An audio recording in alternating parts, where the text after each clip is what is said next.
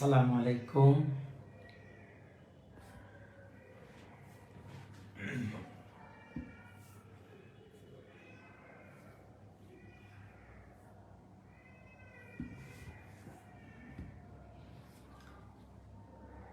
আসসালামু আলাইকুম রহমতুল্লাহি ওয়া বারাকাতুহু।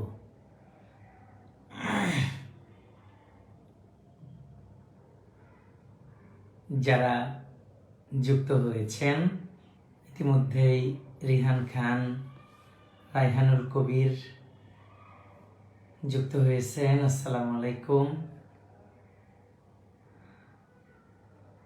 একটু কাইন্ডলি জানাবেন সাউন্ড ঠিক আছে কিনা, সাউন্ড এবং ছবি ঠিক আছে কিনা একটু জানাবেন প্লিজ।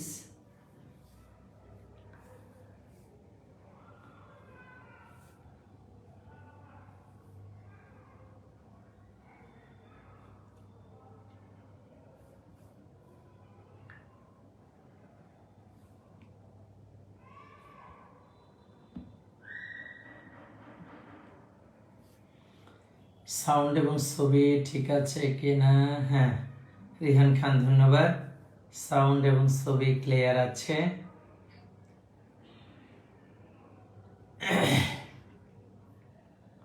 সাউন্ড ছবি মাশাআল্লাহ ঠিক আছে স্যার, থ্যাংক ইউ। রায়হানুল কবির, আউযু বিল্লাহি মিনাশ শাইতানির রাজিম, বিসমিল্লাহির রহমানির রহিম। যারা ইতিমধ্যে যুক্ত হয়েছেন এবং আমার সাথে থাকবেন, আর যারা যুক্ত হবেন শেষ অবধি, সবাইকেই আমার অন্তরের অন্তঃস্থল থেকে আন্তরিক মোবারকবাদ। আসসালামু আলাইকুম রহমতুল্লাহি ওয়া বারাকাতুহু।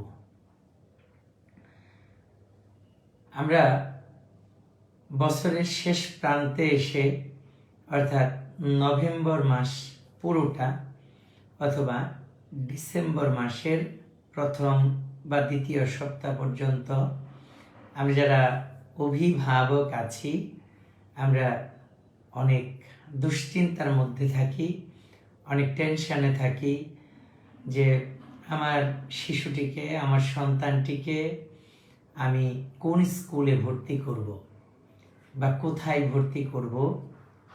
যারা শুরুর ক্লাসে, আর যাদের বাচ্চা একটা স্কুলে আছে তারা ওই স্কুলে রাখবেন নাকি স্কুল চেঞ্জ করবেন, এই বিষয়েও বিভিন্ন চিন্তা অভিভাবকদের মনে ঘুরপাক খায়। আসুন আজকে আমরা এই বিষয়টি নিয়ে আলোচনা করব যে আমরা কোন স্কুলে আমার শিশুটিকে ভর্তি করতে পারি, ভর্তি করা উচিত বা ভর্তি করব।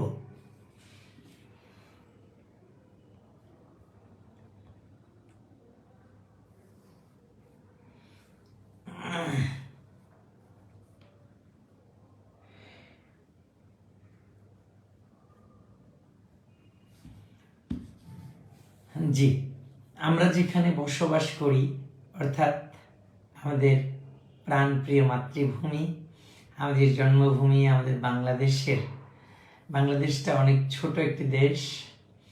তো আমাদের এই দেশে 64টি জেলা শহর আছে, উপজেলা শহর আছে, আবার অনেক মফস্বল টাউন আছে, আবার আমরা অনেক মানুষ গ্রামে বাস করি।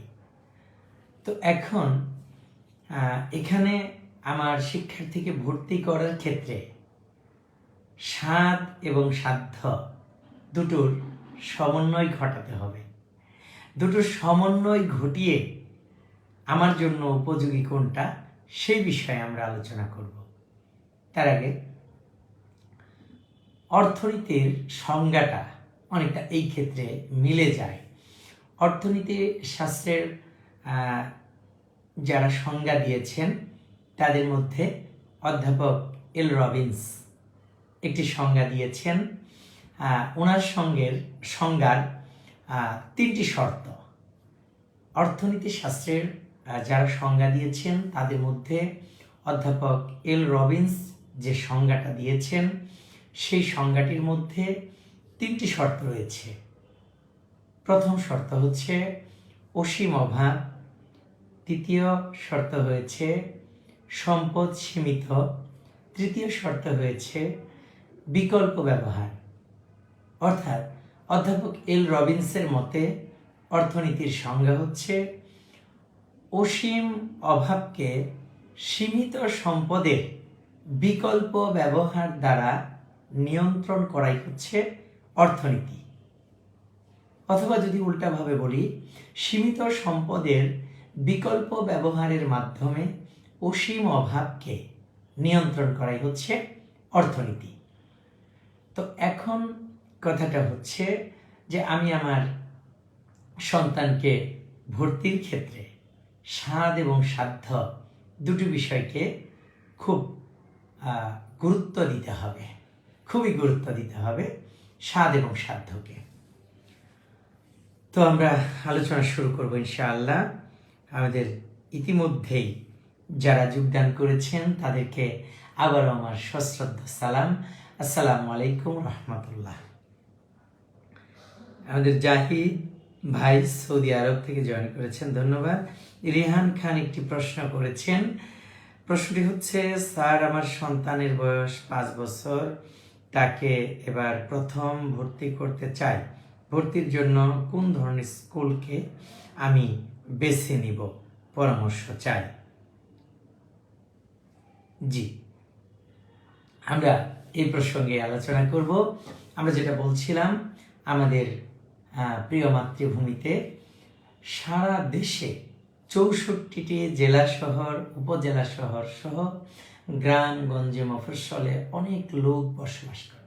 এখন আমার বসবাসরত এলাকার মধ্যে যে স্কুলটি সব থেকে ভালো, আমি সেই স্কুলে ভর্তি করব। সাপোজ আমি জামালপুরে বসবাস করি, সাপোজ, অথবা আমি কক্সবাজারে বসবাস করি, অথবা আমি রংপুরে বসবাস করি, আমি বরিশালে বসবাস করি, একেবারে প্রত্যন্ত অঞ্চলে। আমার নিজের এলাকা ছেড়ে অন্য জায়গায় যাওয়া পসিবল না। অর্থাৎ আমরা আমাদের রিজিক যার যেখানে আছে, আমাদের কর্মস্থল যেখানে, সেই কর্মস্থলকে কেন্দ্র করে আমাদের থাকতে হয়, থাকার পাশাপাশি আমাদের সন্তানদের লেখাপড়া। এখন আমাদের বসবাসরত এরিয়ার মধ্যে যে স্কুলটি সব থেকে ভালো, আমরা সেই স্কুলে আমাদের আল্লাহ তাআলার দেয়া সব থেকে প্রিয় ধন, সব থেকে শ্রেষ্ঠ নেয়ামত আমাদের সন্তানকে ভর্তি করব। এখন প্রত্যেক এলাকার সবগুলো স্কুলই নিজেকে সেরা দাবি করে। অভিভাবকরা কিভাবে শনাক্ত করবেন কোন স্কুলটি সেরা? আপনি যে স্কুলে যাবেন সেই স্কুলই তাদেরকে সেরা দাবি করবে। হয়তো প্রত্যেক স্কুলের কোনো না কোনো গুণ ভালো আছে, তবে সামগ্রিক ভালো যে স্কুলের, আপনি সেই স্কুলে আপনার সন্তানকে ভর্তি করবেন। এখন রিহান খান প্রশ্ন করেছেন স্কুল শুরুটার ক্ষেত্রে আমরা কয়েকটা শর্ত দেখতে পারি। প্রথম শর্ত, শুরুতে তো সাধারণত প্লে গ্রুপের যে সিলেবাস সেটা তো আমরা জানি সবাই, সব স্কুলে প্রায় সেম। বর্ণমালা লেখা শেখানো, ইংরেজি বর্ণমালা, বাংলা বর্ণমালা, ম্যাথমেটিক্সের ওই বড় জোর 2 অঙ্ক লেখা শেখানো, এগুলো তো। কাজেই সিলেবাসে খুব বেশি পার্থক্য লক্ষ্য করা যাবে না। তবে যে স্কুলের হাতের লেখা, যে স্কুলটি শিশুদের সবচেয়ে সুন্দর হাতের লেখা তৈরি করতে সমর্থ হয়েছে, আমরা প্রুভ নেব, আমরা দেখতে চাইব সেই স্কুলের হাতের লেখা কেমন। তো আমরা একটা স্কুলে যেই আমার বাচ্চাটা ভর্তি করে ফেলবো না, আমি সময় নিয়ে বের হবো একদিন, সময় নিয়ে আমার অফিসের ছুটি নিয়ে অথবা আমার ব্যবসা প্রতিষ্ঠানের কাজটাকে একটু স্টপ করে আমি বের হব একদিন। আমি কমপক্ষে 2-3টা বা 5টা স্কুল আমি ভিজিট করব। আমি দেখব কোন স্কুলের লেখা তুলনামূলক সব থেকে ভালো। সেই স্কুলে প্রথম শর্ত হচ্ছে লেখা ভালো। তাহলে আমি 3 থেকে 5টি স্কুল, সম্ভব হলে আরও একটু বেশি স্কুল ভিজিট করলাম। ভিজিট করার পরে আমি দেখব কোন স্কুলের লেখা ভালো, নাম্বার 1। নাম্বার 2 হচ্ছে যে কোন স্কুলের রেজাল্ট ভালো। এখন রেজাল্ট ভালো, সবাই দাবি করছে তাদের রেজাল্ট ভালো। এখন এই বিষয়টি আমরা আগের প্রশ্নটি আরেকটু বলে নেই যে হাতের লেখা ভালো। এখন হাতের লেখা ভালোর একক কি? কি এককের উপর নির্ভর করে আমি এই লেখাটিকে ভালো বলতে পারি?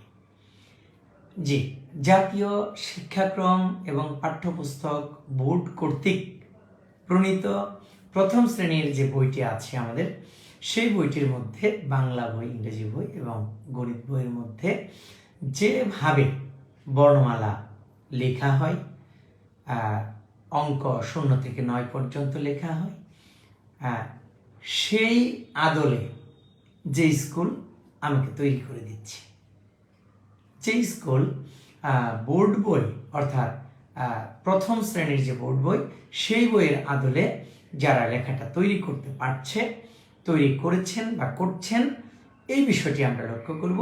আমরা তাহলে হাতের লেখা ভালোর একক ধরব কাকে? এককটা ধরব বোর্ড বইকে। জাতীয় গণপ্রজাতন্ত্রী বাংলাদেশ সরকারের শিক্ষা মন্ত্রণালয়ের নির্দেশনায় যে জাতীয় শিক্ষা ক্রম বোর্ড যেটা ছাপিয়ে দেয়, সেই লেখাটাকে আমরা, সেই বর্ণটাকে আমরা একক ধরব। তাহলে নাম্বার 1 আমরা হাতের লেখা পেয়ে গেলাম, অর্থাৎ বোর্ড বইয়ের আদলে আমরা হাতের লেখা পেয়ে গেলাম। 2 নাম্বার, রেজাল্ট ভালো। সকলেই দাবি করছে যে তাদের রেজাল্ট ভালো। বাংলাদেশের সকল এরিয়াতেই সবাই দাবি করে। সাপোজ আপনি যে এরিয়াতে, বাংলাদেশের যে জেলাতে, যে উপজেলাতে বসবাস করেন না কেন, সেখানে আপনি যে স্কুলে যাবেন তারা রেজাল্ট ভালো দাবি করছে। এইটা আপনি কিভাবে যাচাই করবেন? এইটা যাচাইয়ের মাধ্যম হচ্ছে যে জাতীয় রেজাল্টগুলো, যেমন ক্লাস 5-এ আগে শিক্ষা সমাপনী পরীক্ষা ছিল, গত বছর হয়নি, তো বৃত্তি পরীক্ষা হয়েছে। এখানে অর্থাৎ অথরাইজড কোনো পরীক্ষা, 5-এর বৃত্তি হলে বৃত্তির রেজাল্টটা আপনি তুলনামূলক দেখবেন, অর্থাৎ 3-5টা স্কুলকে নিয়ে আমরা স্যাম্পলিং করতে পারি, অর্থাৎ নমুনায়ন করতে পারি যে কোন স্কুলের রেজাল্টটা ভালো। আচ্ছা, এটা গেল 5ম শ্রেণীর রেজাল্ট। তো 8ম শ্রেণীর তো পরীক্ষা ছিল, ইদানিং বন্ধ হয়ে গেছে। 8ম শ্রেণীর প্রিভিয়াস রেজাল্ট দেখতে পারেন।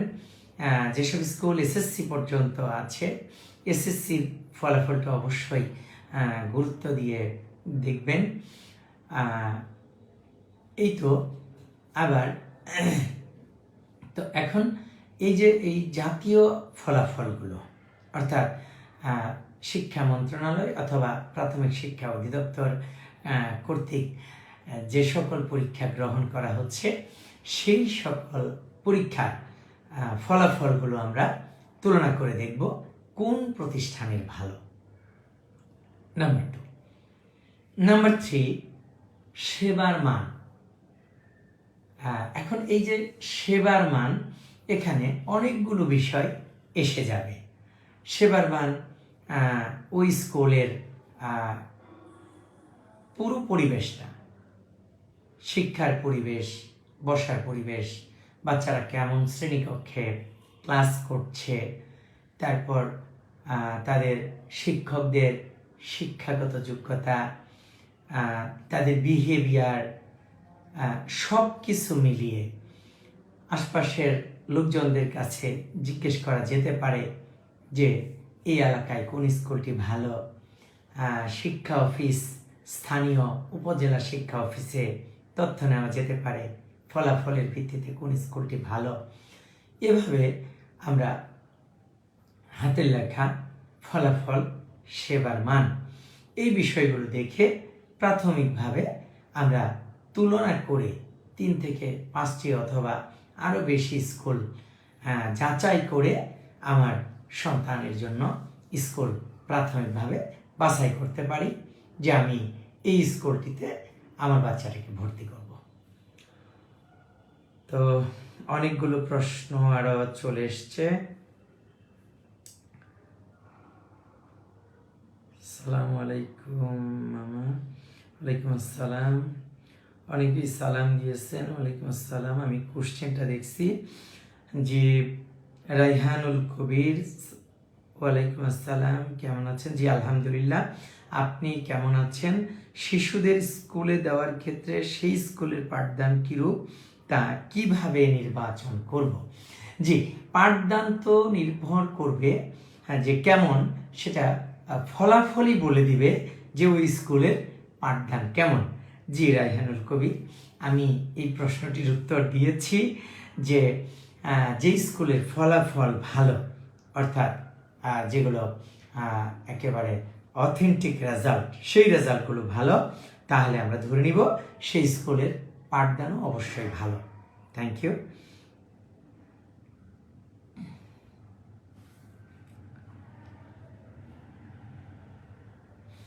জি সাথী আক্তার, আপনি চাকরি করেন হয়তো, অথবা আপনার ভালো লাগে গাজীপুর সায়েন্স একাডেমি স্টাফলিক ইংলিশ ভার্সন স্কুল, হাতের লেখা সেরা। জি থ্যাংক ইউ। হতে পারে এটা আপনি হয়তো দেখেছেন।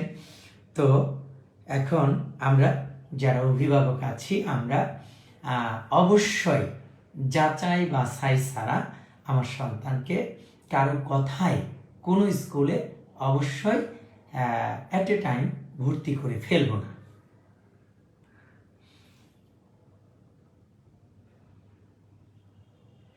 সাইফুল ইসলাম প্রশ্ন করেছেন, সব স্কুলই তার বেস্ট রেজাল্ট দেখায় ভর্তির জন্য, সেই ক্ষেত্রে অভিভাবকদের করণীয় কি? জি, এটাও বলেছি, সকলেই নিজের স্কুলকে অথবা নিজের জিনিসটাকে সেরা বলবে, এটা আমাদের সহজাত ধর্ম। আমি আমারটাকে সেরা বলবো, আপনি আপনারটাকে সেরা বলবেন। এখন অভিভাবকদের সিদ্ধান্ত নেওয়ার পালা। অভিভাবকরা সিদ্ধান্ত নেবেন যে কয়েকটা শর্ত বলে দিয়েছি, এই শর্তগুলোর উপর নির্ভর করে, শর্তগুলোর উপর ভিত্তি করে অভিভাবকগণ সিদ্ধান্ত নেবেন।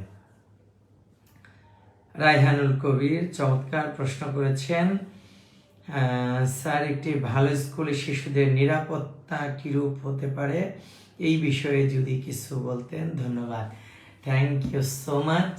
এই কথাটিও আমার আলোচনায় আসলে ভালো হতো। প্রশ্ন করে আমাকে সহযোগিতা করেছেন রায়হানুল কবির, এই জন্য আমি কৃতজ্ঞ। নিরাপত্তাটা অনেক বেশি জরুরি। অবশ্যই একটা স্কুলের প্রথম শর্ত হচ্ছে নিরাপত্তা বেষ্টনী থাকতে হবে, আর একজন নিরাপত্তা কর্মী অর্থাৎ সিকিউরিটি গার্ড, আমরা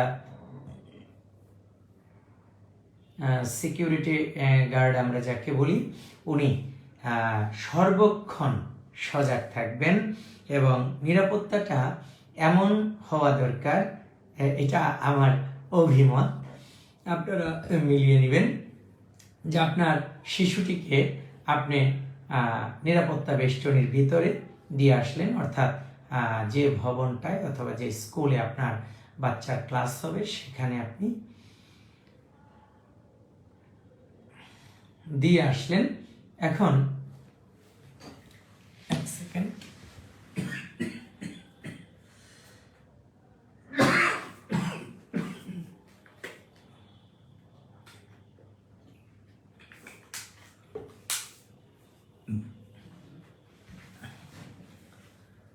জি, আপনি স্কুলে দিয়ে আসলেন, আপনি যেন নিশ্চিন্তে বাসায় অথবা অফিসে অথবা ব্যবসা প্রতিষ্ঠানে কাজে মনোযোগ দিতে পারেন যে আমার বাচ্চাটি ভালো আছে, এবং ঠিক যখন ছুটি হবে তখন যেন আপনাকে বুঝিয়ে দেওয়া হয়। এবং এখানে আরও একটি বিষয় যোগ করা যেতে পারে যে কোনো অভিভাবকের যদি, বিশেষ করে আমি কিডসদের কথা বলছি, কোনো অভিভাবকের যদি ছুটির সময় ওভার হয়ে যায় স্কুলে পৌঁছতে, তাহলে অভিভাবকের একটি দায়িত্ব হচ্ছে অভিভাবক আপনার বাচ্চাটি যে শ্রেণীতে পড়ে ওই শ্রেণীর যিনি দায়িত্বে আছেন, আমরা এক এক স্কুলে এক এক শব্দ দিয়ে তাকে প্রকাশ করি, সেটা হলো এক কথায় ক্লাস টিচার আমরা বলতে পারি। আপনার বাচ্চাটি যে শ্রেণীতে পড়ে, যে ক্লাসে পড়ে, ওই ক্লাস টিচারকে আপনি ফোন করে অবগত করতে পারেন, অথবা স্কুলে রেখে আসার সময় আপনি বলতে পারেন যে স্যার অথবা ম্যাম, আমার আসতে আজকে ছুটির পরে 10 মিনিট দেরি হবে। স্কুল কর্তৃপক্ষ অবশ্যই নিজ দায়িত্বে আপনার শিশুটিকে রেখে দিবেন, তারপর আপনি যাওয়ার পর আপনার কাছে বুঝিয়ে দিবেন।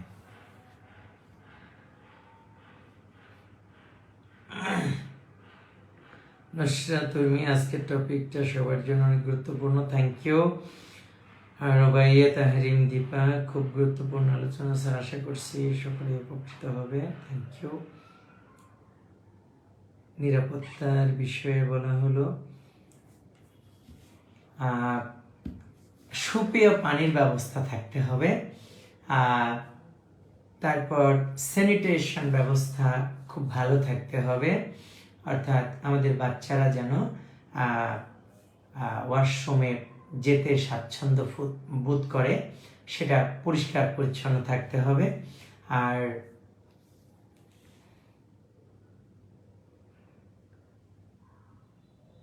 শারমিন আক্তার প্রশ্ন করেছেন, সুন্দর আলোচনা, যারা এলাকায় নতুন আসে তারা কিভাবে ভালো স্কুল নির্বাচন করবে? জি শারমিন আক্তার, আমি এই প্রশ্নটির উত্তর দিয়েছি।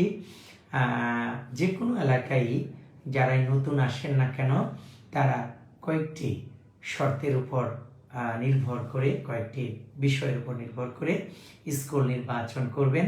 একদিন একটু বেশি সময় নিয়ে বের হবেন, বের হয়ে তারা যাচাই বাছাই করে স্কুল নির্বাচন করবেন। আতিকা আহসান, আসসালামু আলাইকুম স্যার। ওয়ালাইকুম আসসালাম। পিছিয়ে পড়া দুর্বল শিশুদের এগিয়ে নিতে একটি ভালো স্কুল কি ধরনের ভূমিকা পালন করতে পারে যদি জানাতেন? Thank you Atika Nasrin, Atika Ahsan. আর রাকিবুল হাসান প্রশ্ন করেছেন, রাকিবুল ইসলাম, স্কুল নির্বাচনের সময় স্কুলের কোন বিষয়গুলোদের মূল্যায়ন করা উচিত? জি রাকিবুল ইসলাম, আমি বলেছি তো পিছিয়ে পড়া দুর্বল শিশুদের জন্য, জি এটি খুব চমৎকার একটি প্রশ্ন। পিছিয়ে পড়া দুর্বল শিশুদের জন্য আমাদের প্রত্যেকটি ক্লাসে, একটি ক্লাসে 20 জন, অর্থাৎ কিডসদের ক্ষেত্রে 20 জন, সর্বোচ্চ 25 জন করা যেতে পারে একটা শ্রেণীকক্ষের শিক্ষার্থী।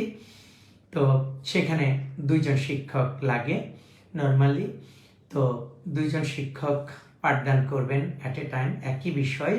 তো এখন এইখানে এই যে আমার 20 জন অথবা 25 জন শিক্ষার্থী আছে, এই 25 জন শিক্ষার্থীর মধ্যে কয়েকদিন ক্লাস করার পরই বোঝা যাবে যে কার গ্রহণ করার, অর্থাৎ পাঠ বুঝে নেওয়ার বা গ্রহণ করার সক্ষমতা কতটুকু।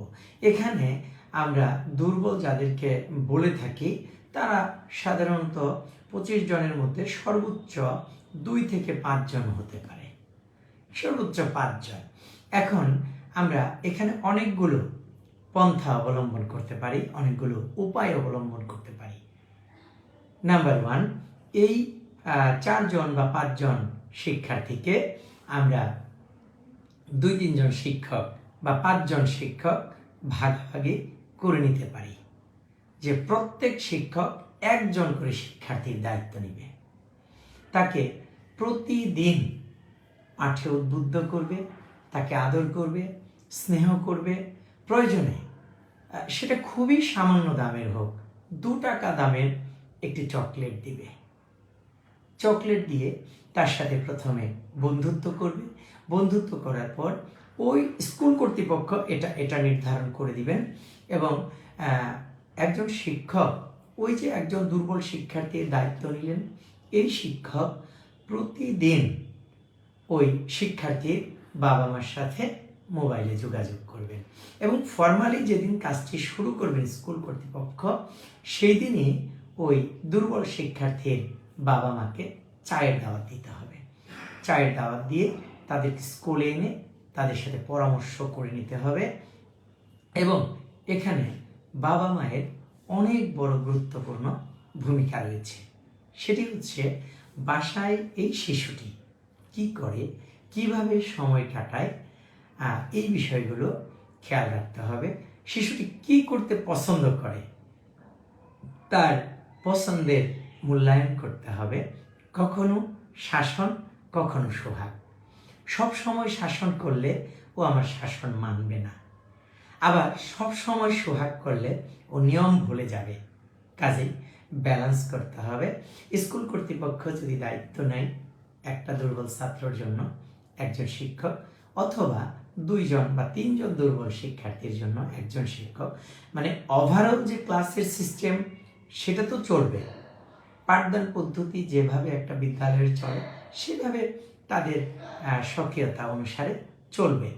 কিন্তু আমাদের ওই যে বাছাইকৃত যে দুর্বল শিক্ষার্থী, তাদের জন্য এক্সট্রা কেয়ার, প্রতিদিনই একটু খোঁজখবর নেওয়া, ছুটির আগে পরে খোঁজখবর নেওয়া। অভিভাবকেরও সমান দায়িত্ব, বরং একটু বেশি। কারণ একটা শিক্ষার্থী স্কুলে, কিডসদের স্কুলে কত 3 ঘন্টার বেশি থাকে না, নর্মালি 3, 3.5 বা 4 ঘন্টা থাকলো, আর 20 ঘন্টায় কিন্তু বাবা এবং মায়ের কাছে। তাদেরকে বাবা মাকে ওই শিক্ষার্থীর, ওই শিশুটির মেজাজ মর্জি বুঝে সেই অনুযায়ী তাকে টেক কেয়ার করতে হবে। তাহলে দুর্বল শিক্ষার্থী আর দুর্বল থাকবে না ইনশাআল্লাহ।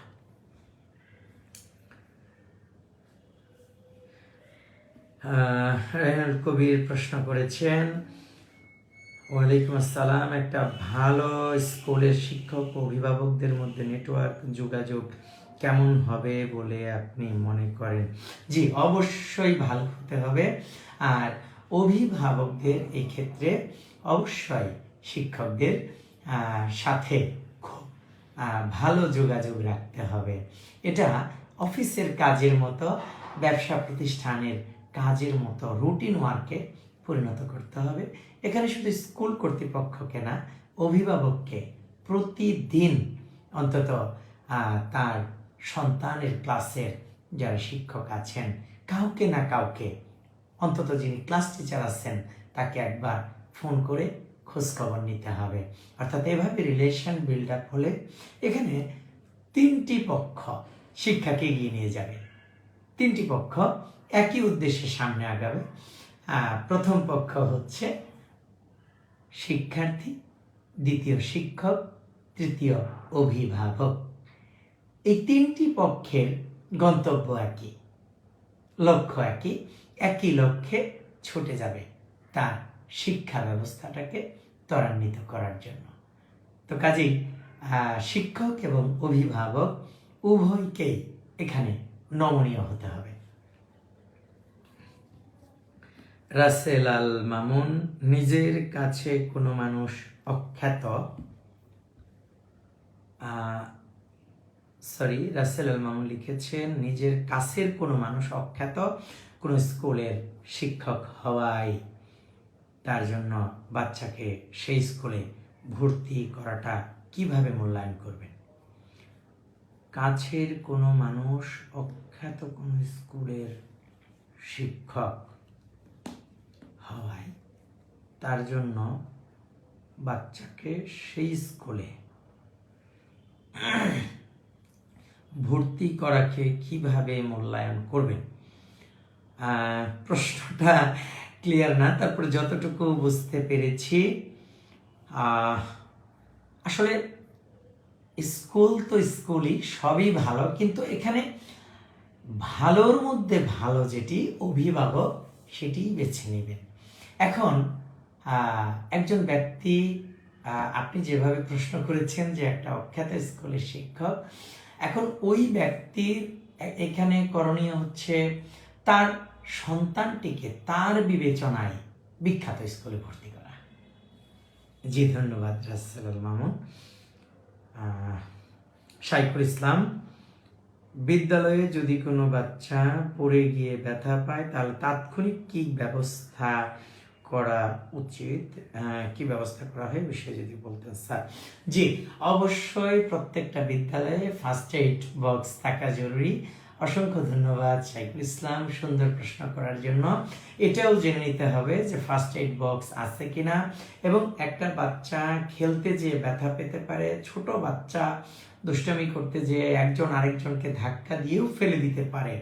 সেই ক্ষেত্রে দুটি কাজ সমানভাবে করতে হবে। ফার্স্ট হচ্ছে চিকিৎসা, সেকেন্ড হচ্ছে অভিভাবককে জানানো। অবশ্যই অভিভাবককে জানাতে হবে, অভিভাবক যেন পরে জেনে বেশি চিন্তাগ্রস্ত না হয়। বাচ্চাটি যদি খুব অল্প ব্যথা পেয়ে থাকে অথবা বেশি ব্যথাও পেয়ে থাকে, প্রথমে চিকিৎসা করতে হবে। ফার্স্ট এইড বক্সে যা যা থাকে এটা আমরা জানি।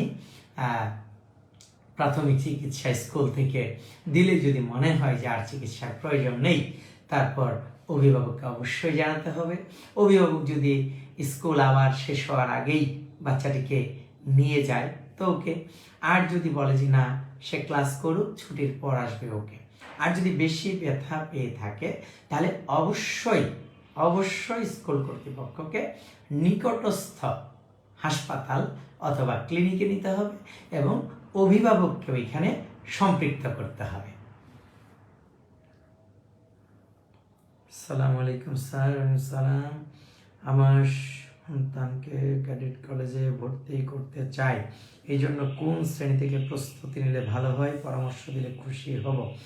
জি, ক্যাডেট কলেজে ভর্তি করতে চান আপনার সন্তানকে, তাহলে ক্যাডেট কলেজ সমূহে সাধারণত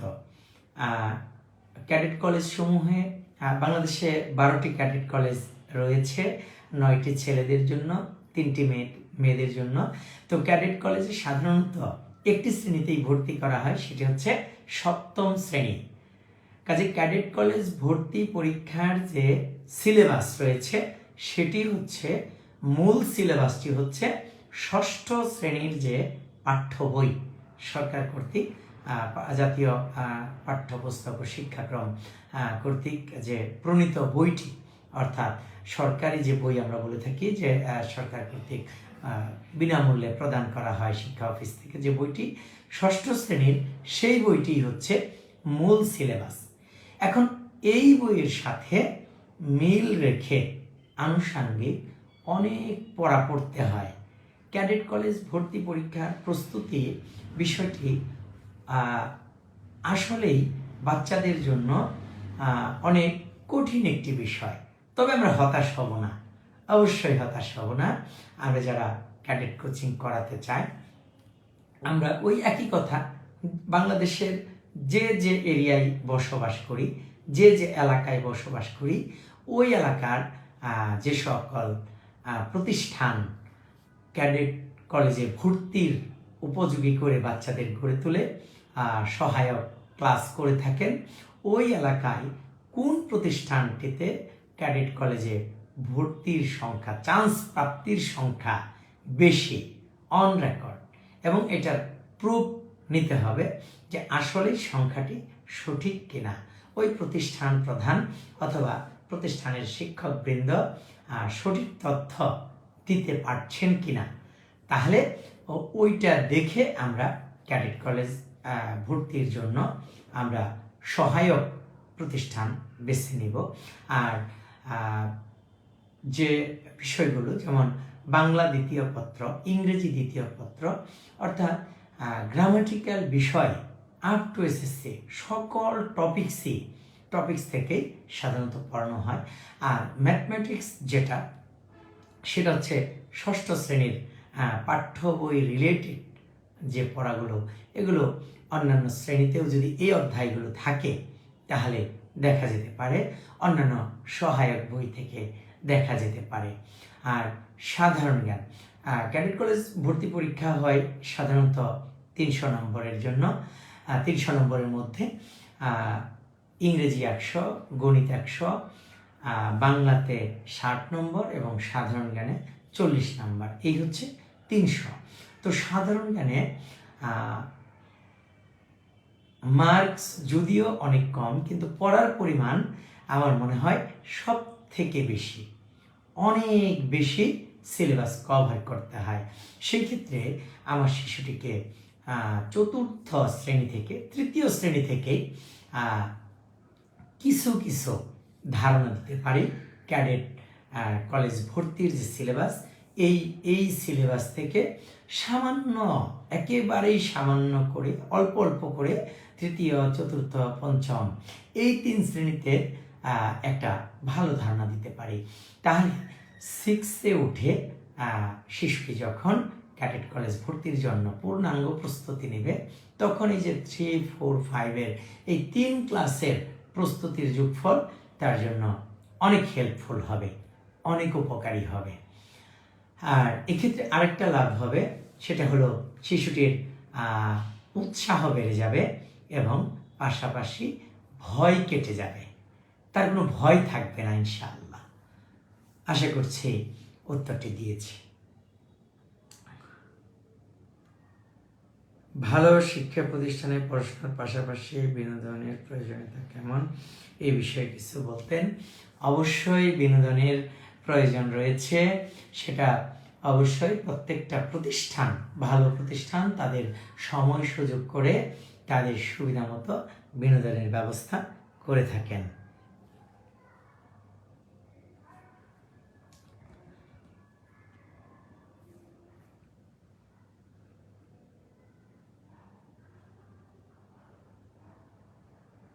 আসসালামু আলাইকুম স্যার, কেমন আছে? জি, এটা হয়ে গেছে প্রশ্ন। এর পরের প্রশ্ন হচ্ছে হিমেল, খুব ভালো লাগছে, ধন্যবাদ হিমেল।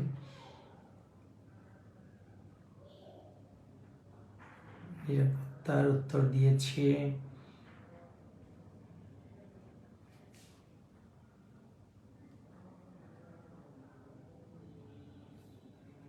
আচ্ছা, জিনাত আফরিন প্রশ্ন করেছেন, স্যার একটি আদর্শ স্কুলের শিক্ষকদের আচরণ কিরূপ হওয়া উচিত, এই বিষয়ে যদি একটু বলতেন। ধন্যবাদ জিনাত আফরিন। হ্যাঁ, আচরণের বিষয়ে একটি আমাদের ইসলাম ধর্মের একটি হাদিস দিয়ে আমি শুরু করছি, তাহলে উত্তরটি বোঝানো সহজ হবে। একদা জনৈক সাহাবি বসে, অনেক সাহাবিদের সাথে, কয়েকজন সাহাবির সাথে রাসূলুল্লাহ সাল্লাল্লাহু আলাইহি সাল্লাম বসে আছেন। তো একজন সাহাবি রাসূলুল্লাহ সাল্লাল্লাহু আলাইহি সাল্লামকে উদ্দেশ্য করে প্রশ্ন করলেন যে, ইয়া রাসূলুল্লাহ সাল্লাল্লাহু আলাইহি সাল্লাম, তো আমাদের আমলের মধ্যে অথবা আমাদের কর্মের মধ্যে কোনটি সবচেয়ে উত্তম কর্ম? তো রাসূলুল্লাহ সাল্লাল্লাহু আলাইহি সাল্লাম অন্যান্য সাহাবীদের উদ্দেশ্যে বললেন যে, তোমরা উত্তর দাও।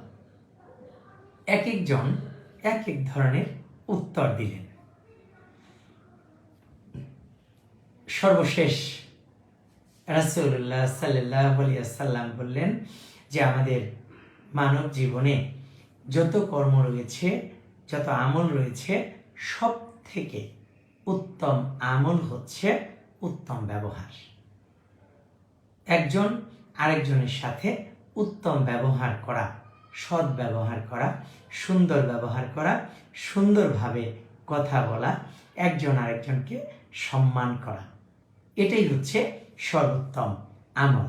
সো একটা আদর্শ স্কুলের শিক্ষকদের বিহেভ অবশ্যই উত্তম হওয়া উচিত। এটি একটি আদর্শ স্কুলের, এটিও একটি বৈশিষ্ট্য। আশা করছি উত্তরটি পেয়েছেন। ধন্যবাদ জিনাত আফরিন।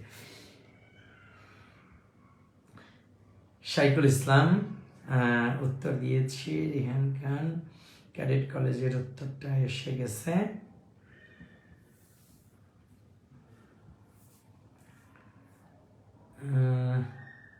ফার্স্ট এইড ব্যবস্থা এবং অবকাঠামো, হ্যাঁ ফার্স্ট এইড ব্যবস্থার কথা আমরা বলেছি।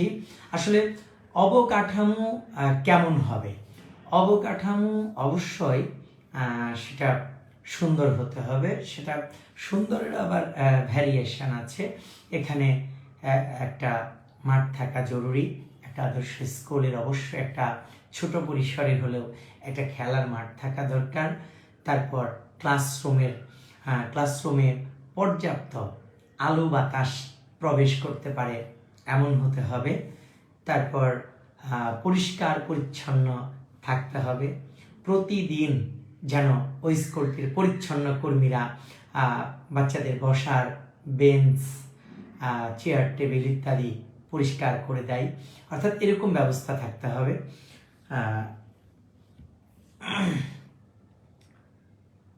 তারপর সাদিয়া প্রশ্ন করেছেন, সাদিয়া ফ্রিন সোমাইয়া সাদিয়া, 3.5 বছরের বাচ্চাদের সাথে 5-6 বছরের বাচ্চাদের একই শ্রেণীতে পড়াশোনা করানো কি ঠিক? 3.5 বছরের বাচ্চা কি 5 বছরের বাচ্চার সাথে কম্পিটিশন করতে পারবে? একটু বিস্তারিত বলবেন স্যার। জি ধন্যবাদ। না, 3.5 বছরের বাচ্চা অবশ্যই 5 বছরের বাচ্চার সাথে তাল মিলানো কঠিন হয়ে পড়বে। আপনি ভর্তি করবেন, অবশ্যই আপনাকে এই বিষয়টা লক্ষ্য রাখতে হবে এবং স্কুল কর্তৃপক্ষকেও লক্ষ্য রাখতে হবে অবশ্যই। কারণ স্কুল কর্তৃপক্ষ আপনাকে কি ব্যাখ্যা দেয় সেটা আপনার জানার বিষয়। আপনার ব্যাখ্যাটি যদি মনোপুত হয় আপনি দিবেন। তবে 3.5 বছরের বাচ্চাটি আমার যতটুকু মনে হয় সে সাধারণত তেমন কোনো কমেন্ট ক্যারি করতে পারবে না। অর্থাৎ তাকে 5টি কথা বললে হয়তো সে 2টি কথা শুনবে, 3টি সে শুনবে না, তার ইচ্ছা মতো করবে। আর যখন একটি বাচ্চার বয়স 4.5-5 বছর হয়ে যায় তখন সে একজন শিক্ষক বা তার বাবা মা কিছু বললে বুঝতে পারে। অর্থাৎ যে বাবা এখন তোমরা লেখা শুরু করো, অথবা এখন বইটি খোলো, এখন বই ব্যাগের ভেতরে রেখে দাও, এই কথাগুলো 5 বছর না হলে খুব বেশি বুঝতে চায় না বা বুঝতে পারে না। এই ক্ষেত্রে অভিভাবক এবং স্কুল কর্তৃপক্ষের সচেতন হতে হবে। ধন্যবাদ। মশিউর রহমান, ধন্যবাদ আপনাকে। তো অবকাঠামো বলেছি। জি, শুভ সাহা স্যার, ছাত্রছাত্রীরা অনেক সময় পরীক্ষার কিছু বিষয়ে শব্দ অথবা বানান ভুল হওয়ার কারণে 1-2 মার্কস কম পায়। তাতে দেখা যায় কিছু সংখ্যক অভিভাবকরা ছাত্রছাত্রীদের শারীরিক অথবা মানসিক অত্যাচার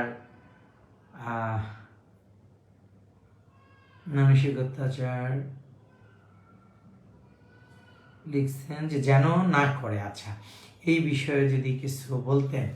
জি, এই উত্তরটি আমি গত লাইভে বলেছিলাম যে আমার শিশুটির প্রস্তুতি 100% সম্পন্ন হয়েছে, আলহামদুলিল্লাহ, এটাই বড় কথা। তারপর উত্তরপত্রে উপস্থাপনের ক্ষেত্রে সকলের সক্ষমতা সমান নয়। একই প্রস্তুতি নেওয়ার পরও সবাই একই রকম উপস্থাপন করতে পারে না। সেই ক্ষেত্রে অভিভাবককে তকদিরের বিষয়ে লক্ষ্য রাখতে হবে।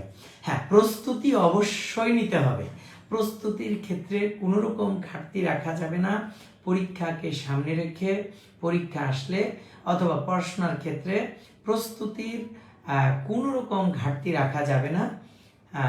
তবে উপস্থাপনের ক্ষেত্রে আমার সন্তানটি একটু ভুল করতেই পারে, কিছু নম্বর কম পেতে পারে, তার উত্তরের মধ্যে কিছু ভুল হতে পারে, এটা আমাকে স্বাভাবিকভাবেই মেনে নিতে হবে।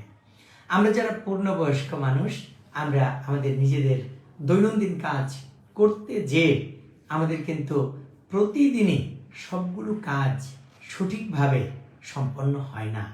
কোনো কোনো দিন সম্পন্ন হয়, কোনো কোনো দিন কিছু কাজ আমাদের ভুল হয়ে যায়, আমরা আবার করে থাকি। এখন আমার শিশুটি তো একেবারেই ছোট্ট শিশু, সে পরীক্ষাতে দু একটা ভুল করতে পারে, কম নম্বর পেতে পারে। সেই ক্ষেত্রে আমাকে সহনশীল আচরণ করতে হবে, তাকে উৎসাহিত করতে হবে, অর্থাৎ রাগ করার পরিবর্তে তাকে পুনরায় উজ্জীবিত করতে হবে যে বাবা মাত্র 1 নম্বর কম পেয়েছ, এটা কোনো ব্যাপার না। আমাদের অভিভাবকদের অবশ্যই এই বিষয়টি মন থেকে মেনে নিতে হবে। আর আমরা যদি হাপিত্তেশ করি, আমরা যদি ওকে খুব চাপ প্রয়োগ করি, তাহলে ও ভেঙে পড়বে এবং পরবর্তী পরীক্ষাগুলোতে পর্যায়ক্রমে খারাপ করতে থাকবে। আর একটা পরীক্ষাতে সামান্য একটু খারাপ করার পর আমরা যদি সবাই মিলে তাকে উদ্বুদ্ধ করি, তাহলে সে অবশ্যই ভালো করবে ইনশাআল্লাহ। শুভ সাহা, হ্যাঁ শুভ সাহা 2বার প্রশ্ন করেছেন, ধন্যবাদ আপনাকে। জি, তারপর মুশিউর রহমান প্রশ্ন করেছেন, আমরা মনে করি শিক্ষা প্রতিষ্ঠান শুধু পাঠ্যক্রম শিক্ষা দিবে, স্যার এই ভ্রান্ত ধারণা সম্পর্কে বললে খুশি হব। আচ্ছা, আর রায়হানুল কবির প্রশ্ন করেছেন, একটি ভালো স্কুলে পাঠদানের ক্ষেত্রে উপকরণ কতটা জরুরি, বর্তমান সময়ে পাঠদানের উপকরণের প্রয়োজনীয়তা কেউ। আচ্ছা, মশিউর রহমানের প্রশ্নের উত্তর দিচ্ছি যে শুধুমাত্র পাঠ্যক্রম শিক্ষা দিবে, এটা আসলে কাম্য নয়। তাহলে আমাদের আরও কিছু শিক্ষা দিতে হবে। সেটা হচ্ছে, শিক্ষার সংজ্ঞাটা হচ্ছে, শিক্ষা হলো তাই যা মানুষের আচরণের ইতিবাচক পরিবর্তন ঘটায়। শিক্ষা হলো তাই যা মানুষের আচরণের ইতিবাচক পরিবর্তন ঘটায়। অর্থাৎ আমার শিশুটি আগে সুন্দর করে কথা বলতে পারতো না, স্কুলে আমার যাচাই বাছাই করে আমি একটা ভালো স্কুলে ভর্তি করে দিলাম। স্কুলে ভর্তি করার পর আমার শিশুটি সুন্দর করে কথা বলে, আগে সালাম দেওয়া বুঝতো না, এখন সবার সাথে সালাম বিনিময় করে কথা বলে সে আচরণে অনেক সুন্দর হয়েছে, আগের চেয়ে অনেক বেশি আচরণ সুন্দর হয়েছে। তাহলে আমরা ধরে নিব যে তার শিক্ষা ত্বরান্বিত হচ্ছে বা হয়েছে। আর যদি দেখা গেল সে পাঠ্য বিষয়ে অনেক ভালো নম্বর পেল, কিন্তু দিন দিন তার আচরণ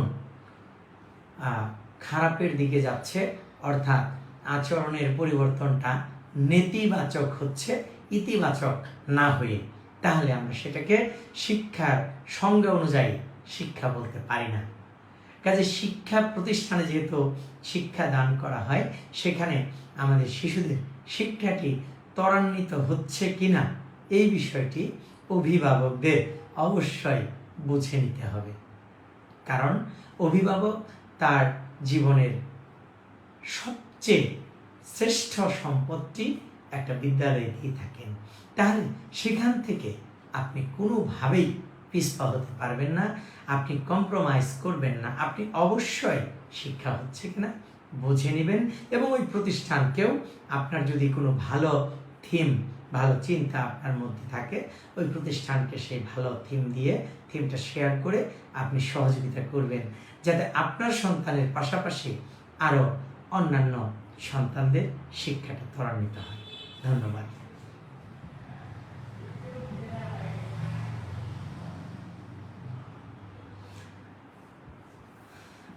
এক মিনিট।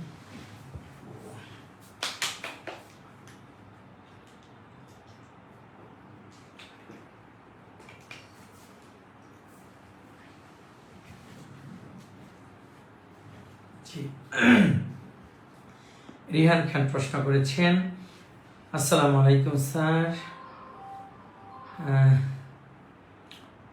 সুস্থ থাকার বিষয়ে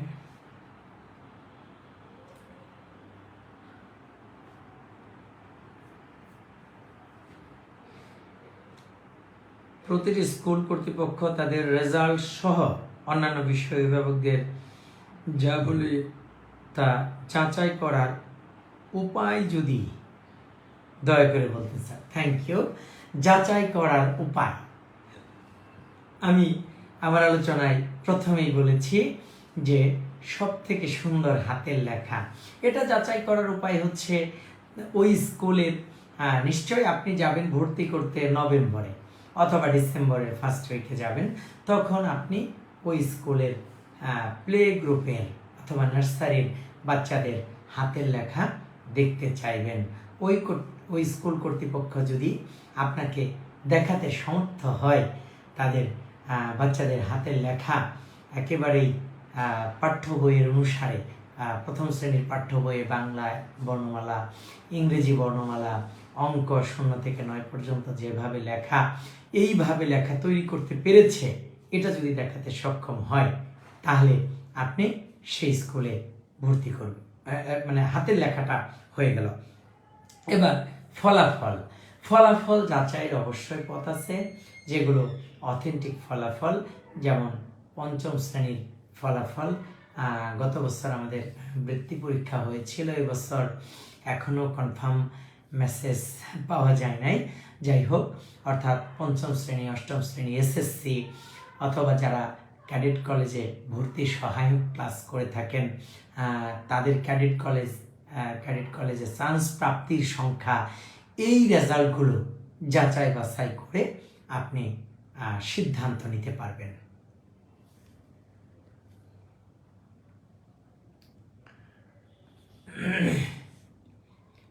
অনেক অভিভাবক প্রশ্ন করেছেন, রাখি অনেক অভিভাবক মনে করেন প্লে নার্সারি শ্রেণীতে কি এমন পড়া তাই যত্রতত্র স্কুলে ভর্তি করান এবং এভাবে যে পরে বড় হলে ভালো স্কুলে পড়াবেন, এটা কতটুকু যুক্তিযুক্ত বলে মনে করেন? না, এটা অবশ্যই যুক্তিযুক্ত না। আপনি 10 তলা ভবন করবেন, আপনি ভবন যত বড় করতে চান ফাউন্ডেশন তত মজবুত করতে হবে।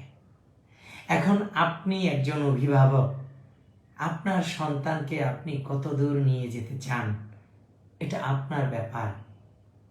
আপনি যত বড় করতে চান শুরুটাই আপনার সাধ্যের মধ্যে সব থেকে ভালো দিয়ে শুরু করতে হবে। আপনার সাধ্যের মধ্যে সব থেকে ভালো দিয়ে শুরু করতে হবে। অর্থাৎ আমার ভবন করব 20 তলা 25 তলা, কাজে আমাকে ভিত্তি অবশ্যই মজবুত করতে হবে।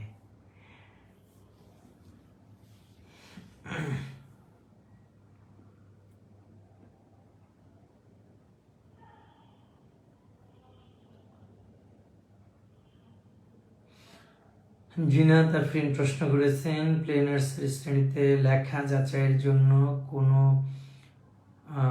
নিয়মটা সঠিক সেটা অভিভাবকরা কিভাবে বুঝবে? জি, আমার বাচ্চা স্কুল কর্তৃপক্ষ কেমনভাবে লেখাবে এটা এক একটা স্কুলের কৌশল এক এক রকম হতে পারে।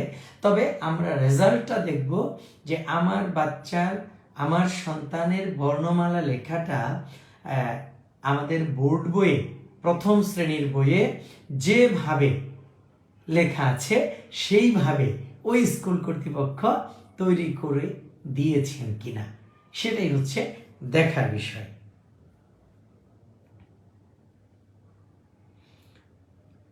বিনা চৌধুরী, ধন্যবাদ স্যার, আপনার মূল্যবান কথা শুনে খুবই উপকৃত হলাম, ধন্যবাদ।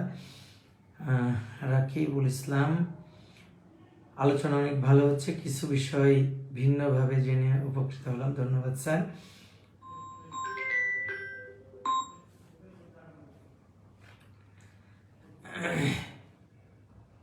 তারপর এখানে প্লে নার্সারিতে আপনার সাধ্যের সব থেকে ভালো স্কুলে ভর্তি করতে হবে। এখন এখানে যে প্রথমে একটা স্কুলে ভর্তি করলাম পরে ভালো করব না, শুরুতেই ভালো করতে হবে। এখন ভালো যাচাই আপনি করবেন, কোনটা ভালো এটা আপনি সিদ্ধান্ত নেবেন। আপনি বাংলাদেশের কোন এরিয়াতে বসবাস করেন, সেই এরিয়ার মধ্যে যে স্কুল ভালো সেই স্কুলে আপনাকে ভর্তি করতে হবে। কারণ উপরের শ্রেণীতে কিন্তু লেখা ভালো করার আর সুযোগ থাকে না। কারণ আপনি একটা ভালো স্কুলে 4র্থ শ্রেণীতে ভর্তি করলেন, নিশ্চয়ই সেই স্কুল আর বর্ণমালা শেখাবে না আপনাকে। সেটা যত ভালো স্কুলই হোক না কেন, বাংলাদেশের 4র্থ শ্রেণীতে কখনো বর্ণমালা শেখানো হয় না। তো কাজেই সাধ্যের মধ্যে আপনি যে এলাকাতে বাস করেন সেই এলাকাতে সব থেকে ভালো স্কুলে আপনাকে ভর্তি করতে হবে।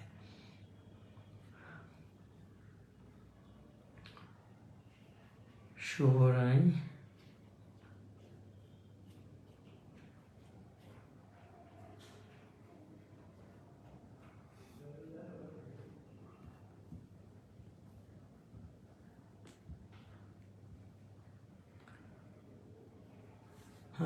রিফা প্রশ্ন করেছেন, স্যার আমি দেখেছি এক জায়গা থেকে আরেক জায়গায় বদলি হওয়ার পর ওই এলাকার কোনো স্কুলে ভর্তি হবে, এটা নিয়ে খুব দ্বিধা দ্বন্দ্বে থাকে এবং সঠিক সিদ্ধান্ত না নিতে পেরে যত্রতত্র ভর্তি করে ফেলে, এ থেকে পরিত্রাণের উপায় কি? জি, আসলে আমরা যত্রতত্র শব্দটি বলবো না, সেটা হচ্ছে যে ইম্পর্টেন্ট ওয়ান কোনটা, আমার লাইফে সব থেকে ইম্পর্টেন্ট কোনটা, এটা আগে সিদ্ধান্ত নিতে হবে। এক্ষেত্রে একটা উদাহরণ দেওয়া যেতে পারে, যেমন ঈদের সময় আমরা শপিং মলে গেলাম কেনাকাটা করার জন্য, সেখানে স্বভাবতই জামা জুতার একটা লম্বা ফর্দ করে আমরা নিয়ে যাই। বিশেষ করে 1 নম্বরে থাকে, আমরা যারা বাবা এবং মা হয়েছি আমাদের 1 নম্বরে থাকে আমাদের সন্তানদের জামা জুতার নাম লেখা থাকে। তারপর আমাদের বাবা মা যাদের আছে, বাবা মায়ের লিস্ট থাকে, আত্মীয় স্বজনদের লিস্ট থাকে, সর্বশেষ নিজের নাম। দেখা যাচ্ছে বেশিরভাগ সময় অভিভাবক যারা, বাবা মা যারা, নিজের জন্য জামা জুতা কেনাই হয় না। ঈদ অথবা আমাদের অন্যান্য ধর্মাবলম্বী আমাদের ভাই বোনদের, হিন্দু ভাই বোনদের পূজার সময় যিনি বাবা মা, তারা একটা জামা জুতাও কিনতে পারেন না। কিন্তু আমাদের মুসলমানদের মধ্যে আমাদের ভাই বোনেরা জামা জুতা ঈদের সময় কিনতে পারেন না। বিভিন্ন ধর্মীয় উৎসবের সময় বাবা মায়েরা আসলে কিনতে পারেন না। কিন্তু এখানে লক্ষণীয় হচ্ছে আমার সন্তানের জামা কেনা কিন্তু বাদ পড়ে না, কোনোভাবেই না, সেটা 1 নম্বরে থাকে। কাজেই আমার সন্তানটি যেহেতু আমার জীবনে ইম্পর্টেন্ট ওয়ান, কাজেই স্কুল বাছাইয়ের ক্ষেত্রে আমি যদি একটু লেখাপড়া কম জেনে থাকি, সাপোজ আমি লেখাপড়ার বিষয়ে একটু কম অভিজ্ঞ তুলনামূলক, তাহলে আমি যারা এই বিষয়ে একটু অভিজ্ঞ তাদের সহযোগিতা নিতে পারি। আমি কয়েকটি স্কুল যাচাই বাছাই করতে পারি, তারপর কয়েকজনের সাথে কাছের কোনো বন্ধু, কোনো শুভাকাঙ্ক্ষীর সাথে পরামর্শ করে, ট্রান্সফারজনিত কারণে এলাকা বদল হয়ে থাকে প্রত্যেক বছরই অসংখ্য মানুষ। তাহলে এলাকা বদল হলেই যে আমি ভুল সিদ্ধান্ত নিব, আসলে এরকম হওয়া উচিত না। তাড়াহুড়া করা উচিত না, তাড়াহুড়া করা যাবে না।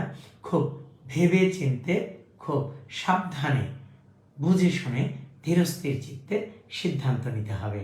কারণ সিদ্ধান্তটা তো আমার সন্তানের জন্য, কাজে এটা যাতে ভুল না হয়।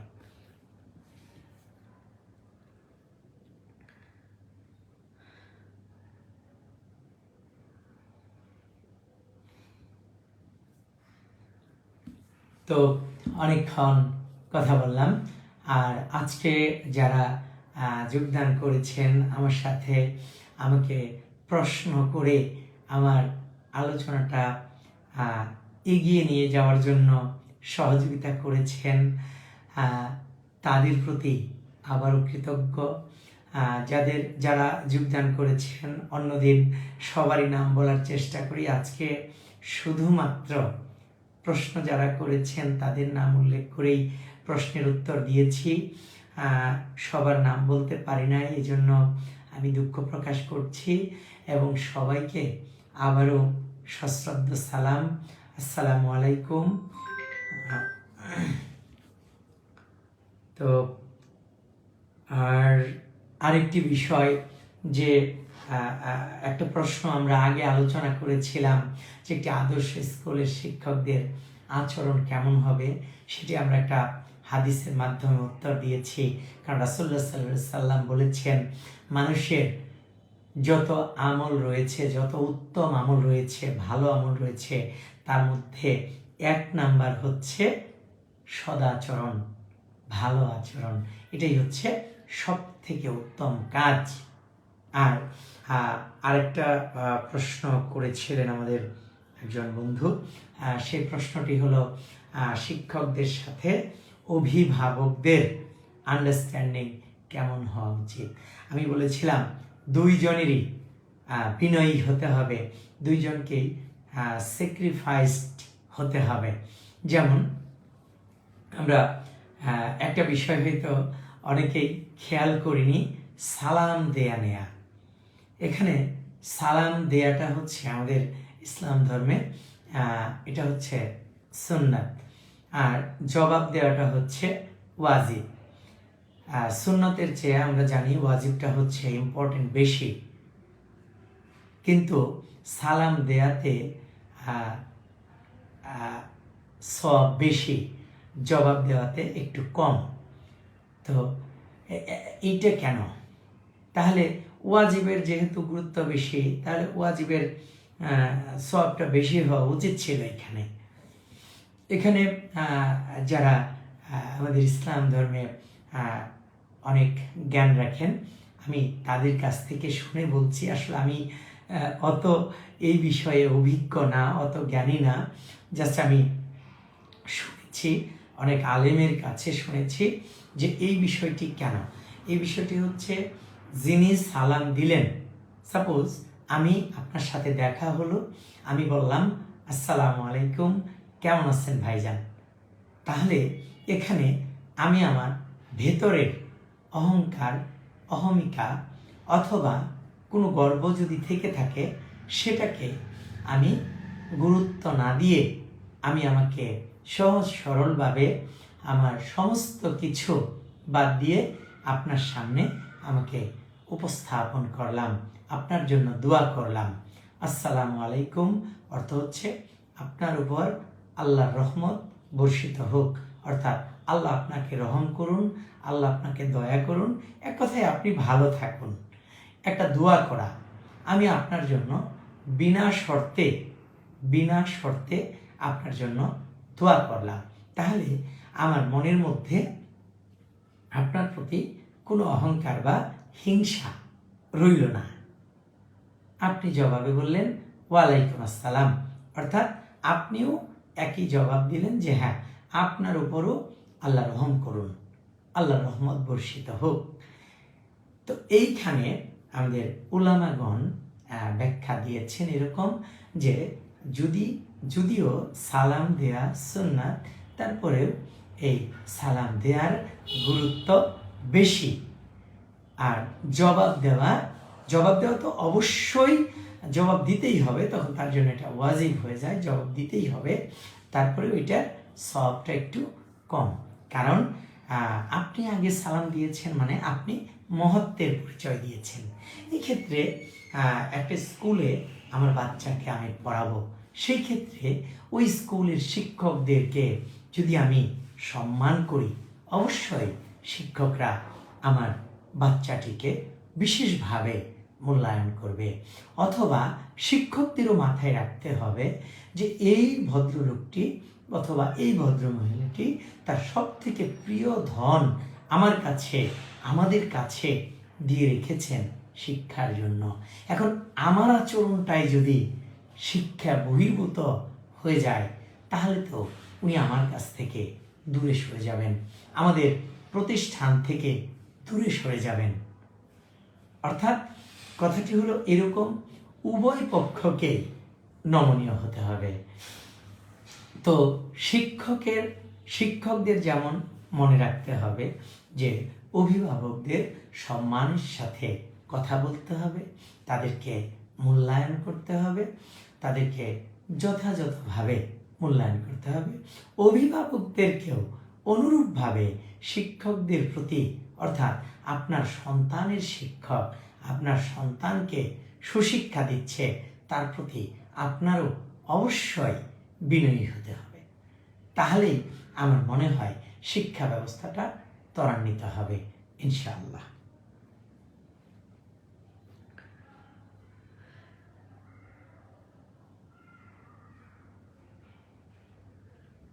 তো আমরা অনেকক্ষণ আলোচনা করলাম।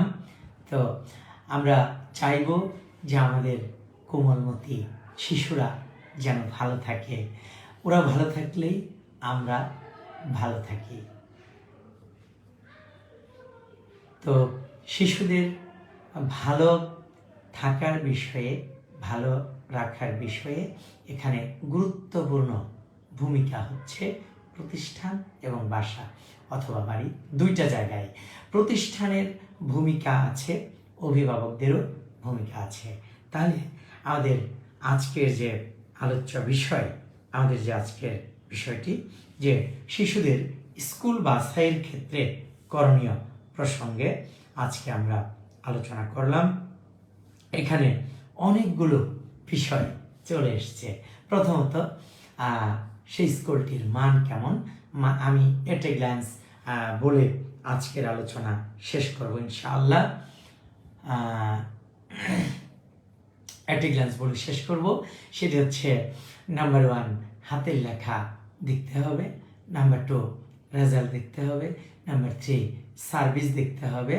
সার্ভিসের মধ্যে গুড বিহেভ, তাদের পরিবেশ সেখানে পরিষ্কার পরিচ্ছন্ন দেখতে হবে, নিরাপত্তা ব্যবস্থা দেখতে হবে, তারপর ফার্স্ট এইডের ব্যবস্থা আছে কিনা, অভিভাবকদের সাথে তাদের কমিউনিকেশন কেমন, যোগাযোগ ব্যবস্থা কেমন, তাদের অভিভাবকদের সাথে সুসম্পর্ক কেমন, পূর্ববর্তী অভিভাবকদের সাথে কথা বলে জানতে হবে। এখন এখানে আবার আরেকটি বিষয়, সেটি হচ্ছে আগেই বলেছি যে একটু ধীরস্থির চিত্তে সিদ্ধান্ত নিতে হবে, তাড়াহুড়ো করা যাবে না, তাড়াহুড়ো করা যাবে না। এখানে স্যাম্পলিং করতে হবে। কমপক্ষে একটি বিষয়ে আমি 5 থেকে 7টি অথবা 10টি ডেটা সংগ্রহ করব, তথ্য সংগ্রহ করব, তারপর কর করব। আমি 10 জন অভিভাবকের কাছে আমি যে প্রতিষ্ঠানটিতে আমার বাচ্চা ভর্তি করতে চাই, আমার সন্তান ভর্তি করতে চাই, 6 জন 7 জন বা 10 জন অভিভাবকের কাছে তথ্য নিব। তথ্য নিয়ে গড় করব। গড় কি আমার ভালোর পরিমাণ বেশি আসলো না মন্দর পরিমাণ বেশি আসলো, এভাবে দেখে শুনে আমার সন্তানটিকে আমি স্কুলে ভর্তি করব ইনশাআল্লাহ। তাহলে আমাদের সকল শিশুর পথ চলা যেন মসৃণ হয়, যেন বন্ধুর না হয়, সুন্দর হয়, সুশৃঙ্খল হয়, এবং প্রতিটি শিশুর সফলতায় যেন প্রত্যেকটি বাবা মার মুখে হাসি ফুটে, আমরা সকলেই যেন পরবর্তী সাক্ষাৎ পর্যন্ত ভালো থাকি, সে আশাবাদ ব্যক্ত করে, এবং আজকে যারা আমার মতো নগণ্য মানুষের পাশে ছিলেন এবং পূর্ববর্তী সময়েও যারা ছিলেন, সবার প্রতি আবার কৃতজ্ঞতা। এবং আমি যেহেতু মনে প্রাণে একজন শিক্ষক, আমি আগে বলেছি, আজকেও বলছি, আমি অর্থনীতিতে স্নাতকোত্তর ডিগ্রি করেছি। তারপরেও আমি একজন মনে প্রাণে শিক্ষক। আমার বাচ্চাদের শব্দ ভালো লাগে, বাচ্চাদের কিচিরমিচির ভালো লাগে, ওদের কোলাহল ভালো লাগে, ওদের সাথে মিশতে ভালো লাগে, ছোট্ট বাচ্চাদের হাসি ভালো লাগে। যখন বাইরে যাই, ছোট্ট বাচ্চা দূর থেকে বলে স্যার, স্যার বলে লম্বা টান দেয়, এসে দৌড়ে বাবা মার হাত থেকে ছুটে এসে হাত ধরে, কেমন আছো তুমি? প্লেতে পড়ে, সে আপনি বলা বুঝে না, বলে তুমি কেমন আছো? সেদিন যাচ্ছিলাম, একটা ছোট্ট বাচ্চা, ছুটি হয়ে গেছে, আমি ছুটির সময় একটু বাইরে ছিলাম, আসছি, আমার একটা স্কুল আছে, স্কুলের সামনে দিয়ে আমি আসছিলাম, ছোট্ট একটি বাচ্চা আমার হাত ধরে বলতেছে, তুমি আজকে আমার ক্লাসে যাওনি কেন? তুমি আমার ক্লাসে যাওনি কেন? প্লের বাচ্চা। তো একজন শিক্ষকের এর চেয়ে আর পাওয়ার থাকতে পারে এটা আমার আর জানা নেই। আমার 17 বছরের শিক্ষকতা, এই অভিজ্ঞতায় আমার মনে হয়েছে যে এর চেয়ে পাওয়ার আর কিছু থাকতে পারে না। 5-6 বছরের একটা ছোট্ট বাচ্চা, নিষ্পাপ একটি বাচ্চা, রাস্তায় দেখা, আমাকে দেখে বলে, তুমি আজকে স্কুলে যাওনি কেন? তুমি আজকে আমার ক্লাসে যাওনি কেন? তো যাই হোক, আমি যেন ছোট্ট ছোট্ট নিষ্পাপ শিশুদের এই ভালোবাসা নিয়ে শেষ অবধি বাঁচতে পারি, আপনাদের মাঝে সুসম্পর্ক নিয়ে থাকতে পারি। যারা পাশে ছিলেন, পাশে আছেন, সবার প্রতি কৃতজ্ঞতা। আমার দেশ, আমার প্রিয় বাংলাদেশ, মাতৃভূমি, আমার জন্মভূমির প্রতিটি শিশু ভালো থাক, পৃথিবীর সকল শিশু ভালো থাক, অনাগত দিন তাদের জন্য সুখ শান্তি বয়ে আনুক। আমার প্রতিটি শিশুর সফলতায় প্রাণ জুড়িয়ে যাক প্রতিটি বাবা, মা এবং শিক্ষকের, এই আশাবাদ ব্যক্ত করে আজকের লাইভ শেষ করছি। আবারও সবার প্রতি কৃতজ্ঞতা এবং পৃথিবীর সকল শিক্ষকের প্রতি বিনম্র শ্রদ্ধা। আসসালামু আলাইকুম ওয়া রাহমাতুল্লাহি ওয়া বারাকাতুহু।